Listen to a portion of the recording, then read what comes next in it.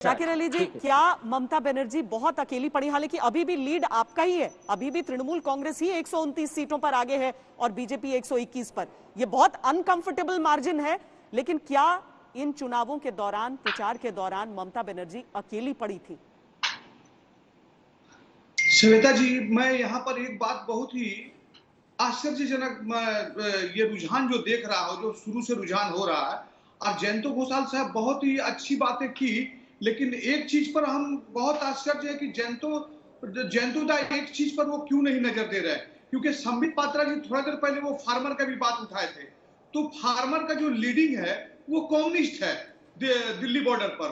और यहाँ पर जो सामने का जो रुझान आया है, 34 साल यहाँ वामफ्रंट की गवर्नमेंट थी बंगाल में, और सबसे ज्यादा बंगाल में आज भी अगर स्ट्रांग है तो वामफ्रंट की कर्मचारी यूनियन सबसे स्ट्रांग है। जो स्टाफ अमला जो है वो लोग सबसे स्ट्रांग है। लेकिन आज रुझान में हम देख रहे हैं कि 2 से 3 सीट वामफ्रंट पा रहे हैं और बीजेपी 120। तो हमारे कहने का मतलब है कि ये जो कर्मचारी लोग जो है, जो वामफ्रंट के संगठन इतने स्ट्रांग है, उनका वोट किधर गया? एक तरफ दिल्ली बॉर्डर पर लड़ाई हमको दिख रहा है, कम्युनिस्ट का लीडिंग, लेकिन यहाँ जो कम्युनिस्ट के जो कर्मचारी यूनियन का जो वोट है वो 120 बीजेपी को पहुंचाने में मदद किया कि नहीं, इस पर हमको थोड़ा सा आश्चर्यजनक और थोड़ा सा संदेह हो रहा है कि उनको तो 3 नहीं होना चाहिए, क्योंकि स्टार्टिंग रुझान में कम से कम वो पैरेलल होते। हमको आश्चर्य लग रहा है। उनकी चिंता क्यों कर रहे हैं? आपको अपनी चिंता करनी चाहिए कि 211 से आप लोग कहां पर आकर ठहरे हैं 129, हालांकि 255 के हैं। अगर इसको बढ़ा भी ले तो भी बीजेपी 120 के पास पहुंच चुकी है। तो आपको लेफ्ट और कांग्रेस की ज्यादा चिंता हो रही है? नहीं, लेफ्ट वोट किधर, ये पोस्टल बैलेट किधर स्विंग कर रहा है, इस पर चर्चा करना बहुत ही, क्योंकि ये बात समझ में आना चाहिए कि कौन किसके साथ में है। एक दूसरी चीज है कि जब भारतीय जनता पार्टी बंगाल में उतरी थी लड़ने के लिए, तो देखिए उनके साथ में इलेक्शन कमीशन था। क्यों ममता बनर्जी अकेली पड़ गई? जो आपने ये सवाल किया, ममता बनर्जी अकेली इसलिए पड़ गई कि आपको दिख रहा है कि वो अकेले है, और उसके साथ में आपने प्रशांत किशोर को संबित पात्रा जी ने जोड़ा। तो ठीक है, वो तो बीजेपी के साथ में भी ये थे, प्रशांत किशोर जी थे, कांग्रेस के भी साथ में पंजाब में है, और तमिलनाडु में भी स्टालिन के साथ में है। लेकिन हमारे कहने का मतलब है कि बीजेपी के साथ में बंगाल में कौन कौन चुनाव करने के लिए उतरे थे।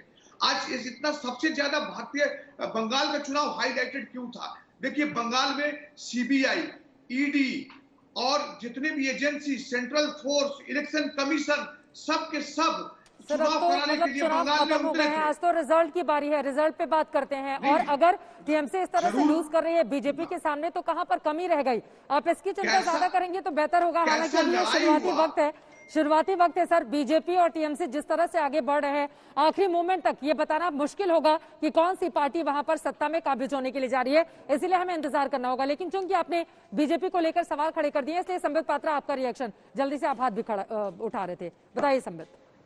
देखिए चित्रा जी, चूंकि मेरा लास्ट कमेंट है, उसके बाद मुझे जाना है। मैं बहुत संक्षेप में बताना चाहूंगा। ये जो बंगाल के चुनाव आ रहे हैं, नतीजे आ रहे हैं, जो भी नतीजे होने वाले हैं, एक बहुत बड़ा रिफ्लेक्शन इसका 2024 के लोकसभा चुनाव पे रहने वाला है। ठीक उसी प्रकार जिस प्रकार 2016 के उत्तर प्रदेश के चुनाव के जो रिफ्लेक्शंस थे वो 2019 के लोकसभा के चुनाव पे थे।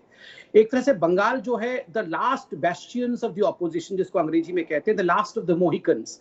क्योंकि आप देखेंगे ये जो 17 लीडर खड़े होते थे हाथ पकड़कर कि हम मोदी के खिलाफ उतर आएंगे, इनमें अगर कोई धुरी बनी हुई थी अभी तक तो वो ममता बनर्जी थी। नंदीग्राम से ममता बनर्जी का पीछे होना, बंगाल कहीं ना कहीं टीएमसी के हाथों से निकल जाना, ये अपने आप में, जिसको कहते हैं अंग्रेजी में द फल्क्रम इज लॉस्ट।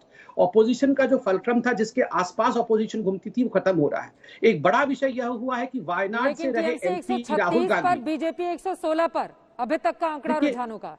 मैं तो बोल रहा हूं ये तो हम इंतजार करेंगे, मगर 116, 136 भी अपने आप में बहुत बड़ी दास्तां बयां करती है। साथ में केरल में भी वायनाड से एमपी रहते हुए कांग्रेस का पूरी तरह से केरल में सफाया हो जाना। कांग्रेस केरल में परफॉर्म नहीं कर पाई, अपने सीट से ही राहुल गांधी की पार्टी का हार जाना। पुडुचेरी जैसे राज्य में भारतीय जनता पार्टी का पहली बार वहां सरकार बनाने की और अग्रसर होना, वहां से कांग्रेस का मिट जाना, ये अपने आप में कांग्रेस को कहीं ना कहीं निस्तनाबूद करता है, उनको पेरिफेरी में रेनिगेट करता है। और कहीं ना कहीं 2024 के लोकसभा के इलेक्शन का जो बिसात होता है, वो बिसात आज बिछ रही है।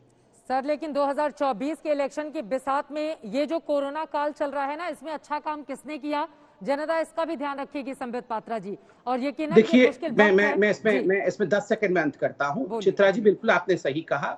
इससे पहले जब 2020 में कोरोना का पहला वेव आया और फरवरी 2021 से दूसरे वेव की आगाज हुई, उसके बाद ये चुनाव हुए हैं। लोगों ने आज जो भी मैंडेट दिया है सोच समझ के दिया है। जनता ही जनार्दन होती है। हम कांग्रेस और टीएमसी चाहे कितनी लड़ लें झगड़ लें कि कोरोना के लिए किसने कितना काम किया, इन सभी विषयों को ध्यान में रखते हुए जनता ने वोट किया है। मैं जानता हूं कि आज परिस्थिति अच्छी नहीं है, मैं जानता हूं लोग परेशान हैं, मगर फिर भी जो भी स्थिति है इन सबको ध्यान में रखते हुए कौन सी सरकार कितना कर सकती है, इसके मद्देनजर लोगों ने वोट दिया है। ऐसा नहीं है कि लोगों ने ये सब ध्यान में नहीं रखा है। बंगाल में 29 तक इलेक्शन चल रहा है, जब ये वेव अपने चरम पर था तब भी इलेक्शन चल रहे थे। लोगों ने उस दौरान वोटिंग किया। कहीं ना कहीं उन्होंने अपना विश्वास मोदी जी, उन्होंने अपना विश्वास भारतीय जनता पार्टी की ओर दिखाया है।